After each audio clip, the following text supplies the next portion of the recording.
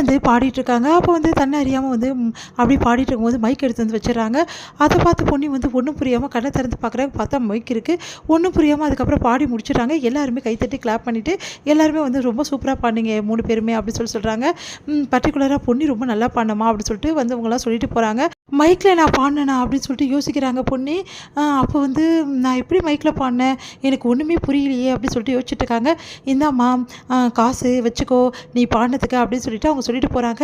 மறுபடியும் பாடினேன் கண்டிப்பாக வந்துடணுமா அப்படின்னு சொல்லிட்டு போகிறாங்க. சரிங்க அப்படின்னு சொல்லிட்டு பொன்னி வந்து கிளம்புறாங்க. அடுத்து வந்து பொன்னியை பார்த்துட்டு ஒருத்தவங்க வந்து இந்த பொண்ணு ரொம்ப நல்லா பாடுறா, நம்மளோட இசைக்குழுவில் இந்த பொண்ணை பாட வச்சா ரொம்ப நல்லாயிருக்கும் அப்படின்னு சொல்லிட்டு யோசனை பண்ணுறாங்க. இங்கே பாருமா உன் பேர் என்னம்மா அப்படின்னு சொல்லிட்டு கேட்குறாங்க. பொன்னிங்க அப்படின்னோடனே நீ ரொம்ப ரொம்ப நல்லா பாடுறம்மா, நீ இன்னும் நல்லா பாடலாம், எங்களோட வந்து இசைக்குழுக்கு நீ வர முடியுமா அப்படின்னு சொல்லிட்டு கேட்டோன்னே அதிர்ச்சி அடைகிறாங்க பொன்னி. நீங்கள் என்ன சொல்கிறீங்க? ஆமாம்மா இந்த மாதிரி பாடாமல் இன்னும் நீ பெரிய லெவலில் பாடலாம், அந்த லெவலுக்கு தானே உங்களை கூப்பிட்றோம் அப்படின்னு சொன்னோன்னே இல்லை அது வந்து வீட்டில் கேட்கணும், நீங்கள் கேட்டுகிட்டே சொல்லுங்கள் அப்படின்னு சொல்லிட்டு சொல்லி அனுப்புகிறாங்க. அடுத்து வந்து பொன்னி என்ன பண்ணுறாங்க, வீட்டுக்கு வராங்க. வீட்டுக்கு வந்தோடனே என்ன பொன்னி எப்படி பாடினேன் அப்படின்னு சொல்லிட்டு கேட்டோன்னா நல்லா பாடினேன் அப்படின்றாங்க. பரவாயில்லையே நல்லா பாடிட்டியே, நாங்கள் நம்பவே முடியல, எப்படியும் எழுந்து ஓடி வந்துடுவேன்னு நினச்சேன் அப்படி சொல்லிட்டு பேசிகிட்டு இருக்காங்க எல்லாரும். உடனே பொன்னி வந்து சக்தி கிட்ட சக்தி உங்களுக்கு ஒரு விஷயம் தெரியுமா அப்படின்னு சொல்கிறாங்க. என்ன விஷயம் பொன்னி அப்படின்னா இந்த மாதிரி என்னால் நம்பவே முடியல, நான் வந்து மைக்கில் பாடின சக்தி ஃபஸ்ட்டு முறையை நிஜமாவா சொல்கிறேன் பொன்னி? ஆமாம் நிஜமாக தான். உடனே என்னால் நம்பவே முடியல பொன்னி, பாத்தியா நான் சொன்னேன்ல நீ பாட பாட உனக்கு பிரச்சனை எல்லாம் தீர்ந்துரும்னு சொல்லிட்டு, பாத்தியா இப்போவே நீ பாட ஆரம்பிச்சிட்ட சூப்பர் பொன்னி அப்படின்னோடனே இன்னொரு விஷயம் சக்தி அப்படின்றாங்க. என்ன விஷயம்?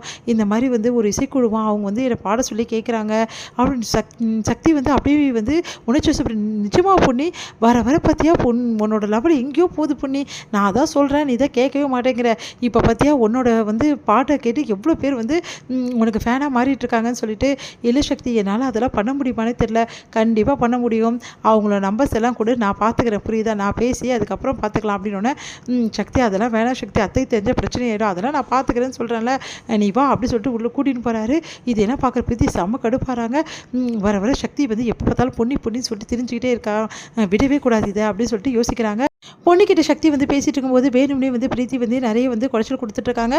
சக்தி ஒரு முக்கியமான விஷயமா பேசணும் அப்படின்னு சொல்லிட்டு வராங்க. பொன்னி வந்து சரி நீங்கள் போய் பேசிட்டு வாங்க அப்படின்னோடனே என்ன விஷயம் பிரீத்தி அப்படின்னு கேட்குறாங்க. இந்த மாதிரி முக்கியமான ஃபைல் இருக்குது அதெல்லாம் பார்க்கணும் அப்படின்றாங்க. அதெல்லாம் அப்புறம் பார்த்துக்கலாம், எனக்கு முக்கியமான வேலை இருக்குது நீ அப்புறம் பார்த்துக்கலாம் அதெல்லாம் அப்படின்னு சொல்லிட்டு அனுப்புகிறாரு.